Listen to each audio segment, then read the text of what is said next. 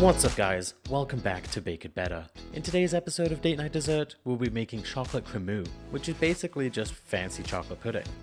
Rich, silky smooth, and an incredibly easy way to get in your partner's good books. So, let's get baking. So first, we'll want to pour some of our milk into our gelatin powder. Give that a bit of a mix and set aside to bloom. Into our pot, we can add the remainder of our milk as well as the heavy cream. Place this on medium heat and allow it to come up to a simmer.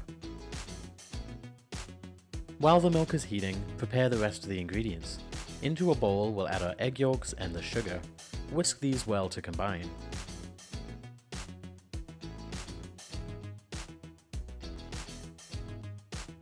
Once the milk has come up to a simmer, we can take it off of the heat and slowly stream it into the eggs. Whisk the milk in well and return the mixture back to the pot.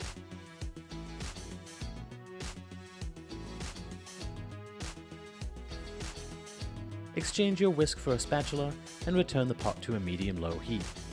We'll set our thermometer to 81 degrees and continue mixing until the temperature is reached.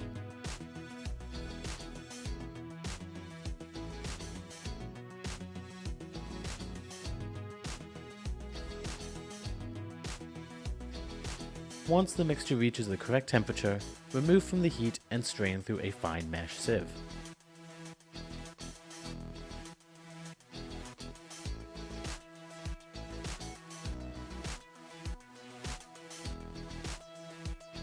Next, we can add in our bloom gelatin and stir to combine.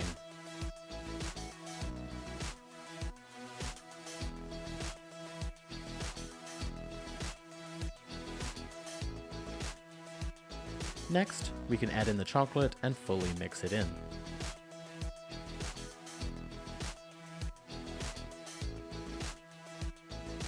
I recommend switching to an immersion blender just to get a better emulsion.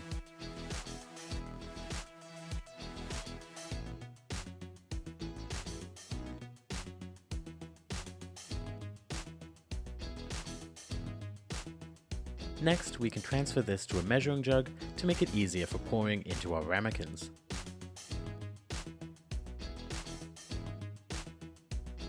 Fill the ramekins almost all the way to the top.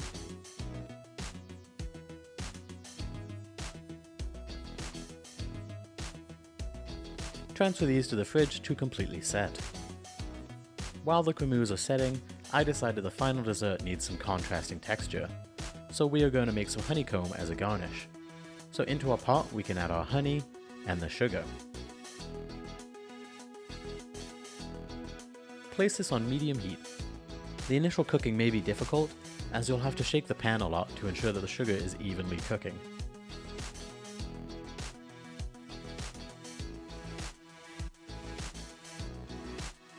The honey may give you some issues when it comes to telling when the sugar is at the correct color, but you can always give it a sniff. The sugar will have a caramel smell bordering on a burnt tinge. When the sugar is finally at the correct doneness, we can quickly whisk in the baking soda.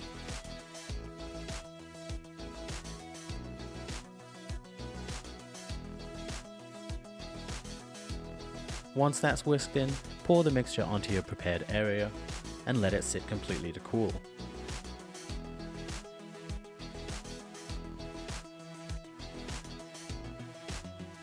Once it's cooled, you can break it up.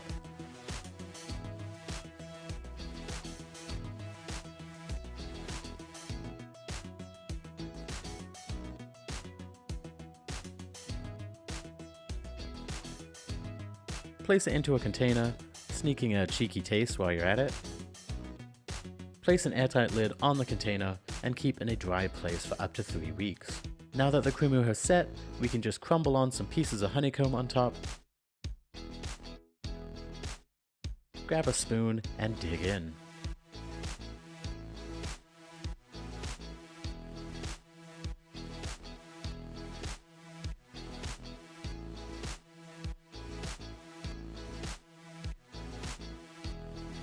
And here we are guys, the chocolate Cremeux. A wonderful way to end any meal. I really hope you give it a try. As always, you can find a copy of my recipe in the description below. Thank you for watching. I'll meet you back here in my kitchen for the next episode. I'll see you then.